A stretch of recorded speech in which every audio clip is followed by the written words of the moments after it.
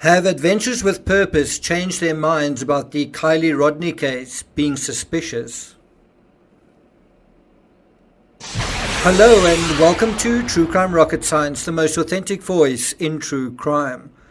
At 38 minutes 36 seconds in Adventures with Purpose's video about finding Kylie Rodney, which by the way is just under 2 million views at the moment, AWP's diver Nick Rinn surfaces for the first time after finding the vehicle and human remains inside it. What he says, and also the order of what he says, is crucial as we look into the veracity of the suspicious narrative. So Rinn comes up, the first thing he says is, and he says it sort of breathlessly, he says, she's in the back of the vehicle. That's the thing that stands out to him. She's in the back of the vehicle. That's the first thing. The second thing he says is, she's not in the driver's seat. That's the second thing standing out to him. He expects her to be in the driver's seat.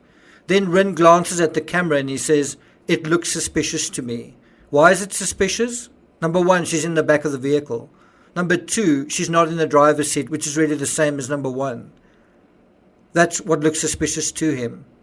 And that comment went on to make headlines everywhere. One of the first channels Adventures with Purpose went to for publicity was Law and Crime, a channel with 1 million more subscribers than Adventures with Purpose. Adventures with Purpose actually went on Law and Crime 3 times since Kylie was found.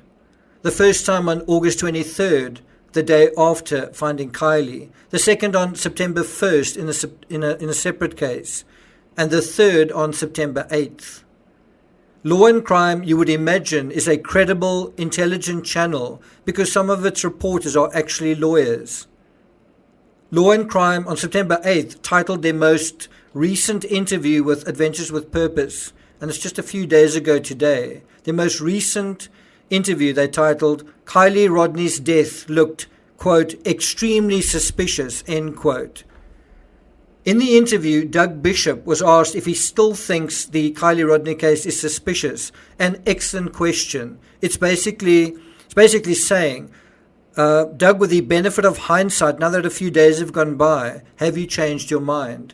But he hadn't. Bishop used words like huge red flag in his interview. He also made the claim that Kylie couldn't have made a wrong turn. He also described the case as, quote, completely suspicious, end quote. Now, the interesting part with that interview, it's about 9 minutes long in Law and Crime. Towards the end of the interview, remember he starts off saying he sees a huge red flag. It's completely suspicious. But then in the final third, Doug Bishop admits, he says, quote, I personally do not believe that this was just an accident, although it very well could be. That is actually at exactly 6:45 in Adventures with Purpose's September 8 interview with Law and Crime. I'm giving you that exact timestamp because you might say, I don't believe you, I think you're lying. I don't think he said those words. But of course, when Law and Crime put out their news, they ran with, it looks suspicious. Searchers who found Kylie Rodney say body was in back of vehicle, windows were down, in upside down SUV. If you think about it, Law and Crime reinforced the suspicious narrative on 2 separate times. Once in their article on September 2nd, and the second time in the title of their second interview on September 8th. Now, I've already dealt at some length with what Doug has said, but in this analysis, I want to deal with the other diver, Nick Rinn, and how he responds when folks quite familiar and authoritative in true crime ask him the same question. And by the way, I've been criticized for not interviewing AWP on my channel. Well, if I did, I'd really only have one question. Do you still think it's suspicious? Why? But that question has already been asked by other channels. Nick Rinn was asked this question on DutyRon on September 9th. Just to be explicit, Doug was asked if he still thought it was suspicious on September 8th, and Nick was asked if he still thought it was suspicious on September 9th. So as an analyst, I want to look at both those answers from 2 different individuals and simply test for consistency. Are they consistent? How consistent are they? Or aren't they consistent?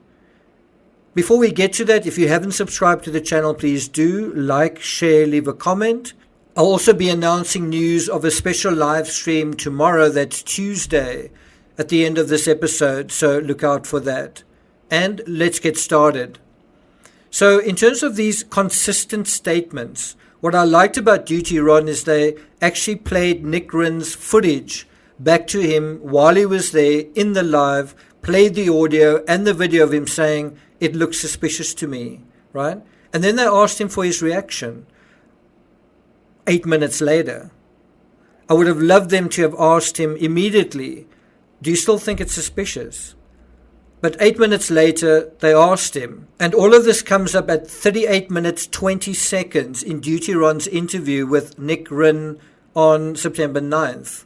To be clear, it's Ed Wallace. He's a retired NYPD detective. He didn't actually ask Rin if he still thought it was suspicious. I would have, though. If it had been up to me, those would have been my words. Instead, what he simply said was, you said it was suspicious. Can you elaborate? So I like to get some yes or no answers. And I think this is a yes or no answer. Is it suspicious? Do you still think it is? Yes, I do. Why? I'm not going to deal with Rin's answer here. You guys will probably shoot me down for saying anything you either don't agree with or don't like. So I'm going to leave it to you to look and listen and think for yourself. I'll put the links of both of these interviews where you can hear Doug talking about it being suspicious and then later on saying it could be an accident. And then I'll also put the link to Nick Rin dealing with this particular part. And I think if you juxtapose Doug's response to the question on one show on September 8 to Nick's response to the same question effectively on September 9, just one day later, I think you can kind of ask the question, legitimately ask the question, does it sound like they're both on the same page? Do they both still think it's extremely suspicious, that they're huge red flags? Do they both feel the same way? Now, you can decide whether you think they're on exactly the same page. You can decide that based on listening to what was said and how it is said.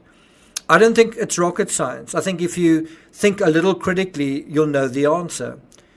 I will say, and a lot of people seem to be unclear of my position, like I haven't been clear enough about it. So let me be clear. I will say I put the likelihood of foul play at about 5 to 10%. If the phone is missing, then I would say 10%. If not, 5%. Doug has said that he thinks it's more like a 50%, it's more than a 50% chance of foul play, which I think is understating things. I think if you say it's completely suspicious, huge red flags and no possibility of a wrong turn, I think you're far beyond 50-50. And I have actually heard him say something like that on another channel as well. That means we are on completely different pages here. I think there's a very strong, close to certain possibility that this was an accident, that someone didn't deliberately cause Kylie to have the accident that she had. It looks like AWP and certainly Doug thinks there's a very strong, close to certain possibility that it's foul play. So right where we are now, right, 12 September, we've counted about 17 to 18 channels that also support the foul play theory now, today. On September 12th, it's more than a month after Kylie went missing and around 3 weeks after she was found. The police report, autopsy, and toxicology are still pending. It's quite interesting how things have evolved, where there's a big group that collectively feel it's definitely foul play, no doubt about it.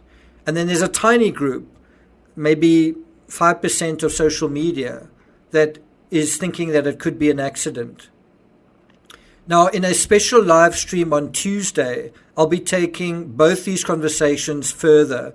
The conversations we had about the wrong turn and the conversation about is it still suspicious. Although I prepared a script several days ago, I've been trying to gradually introduce the diehards to a counter narrative, and I found this very difficult. It's very difficult to challenge people and say, guys, do you want to think about this possibility? No. It's absolutely clear that. Do you want to think that there could be a U-turn? No, I can't get past that she was in the back. Do you want to think about, the logic of someone driving while intoxicated? No, because she was right in the back of the vehicle. I can't get past that. So I'm going to try and gradually introduce the counter narrative in a special live on Tuesday. Tuesday's live is titled, Does This Change Everything? And we're going to take a look not at what I say or what I think, but what AWP have said and what experts have said, and how AWP have reacted on camera to those experts. And then, of course, you can make up your mind regarding that analysis, assuming, of course, you prepared to think about it. And then, of course, I'm going to leave it to you to ask the same question again. Is this still suspicious to you? Yes or no? Are you still finding it suspicious? Are you finding it more suspicious, or are you finding it less suspicious? And I think these are important questions to ask, because at some point we are going to hear a statement, and we are going to hear what law enforcement find. So it's going to be quite interesting to see how accurate we were in our assessment before the official report came out, right? So do you agree this is quite a good test of the true crime community's ability to follow evidence, to be scientific, to argue the evidence, to figure a case out? It's going to be quite a good test of that. Do you agree? Thank you for listening, and I'll see you guys next time.